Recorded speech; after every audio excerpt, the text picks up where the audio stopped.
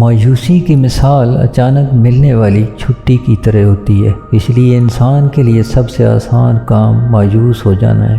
فرض کیا کئی سال ہو گئے آپ دوڑے نہیں، آپ کو یاد بھی نہیں رہا آخری بار آپ نے کب کسی میدان میں کوئی کھیل کھیلا تھا۔ جسم سہولت پسند ہو گیا، سہولیات کا دائرہ ہمیشہ پھیلتا ہے اور آپ کا جسمانی جغرافیہ بھی پھیل گیا ہے۔ اب اگر اچانک آپ کو دوڑنا پڑے تو کیا آپ دوڑ لگا پائیں گے؟ بالکل نہیں۔ آپ کے پھیپھڑے آپ کو بتائیں گے پاگل ہو گئے ہو۔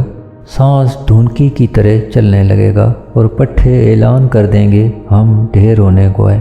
جسم پر جیسے چیونٹیاں چلنا شروع ہو جائیں گی اور آپ بیٹھ جائیں گے۔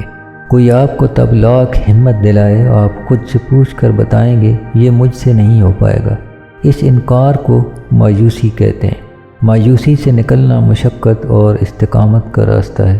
مثلاً آپ نے اس وقتی مایوسی کو اپنی ہار نہیں بلکہ ضد بنا لیا۔ آپ نے خود سے کہا اب بھلے تھوڑا ہی صحیح لیکن میں روز دوڑوں گا، بھلے لوگ میرا سراپا دیکھ کر مذاق اڑائیں لیکن میں میدان میں کچھ دیر ہی صحیح نکلوں گا ضرور۔ یہ ضد پھر اپنا رنگ دکھائے گی۔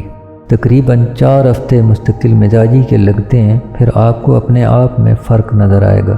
تقریباً 8 ہفتوں میں آپ کے خاندان اور آپ کے وہ دوست کولیگز جو آپ کو روز دیکھتے ہیں انہیں بھی یہ فرق نظر آئے گا۔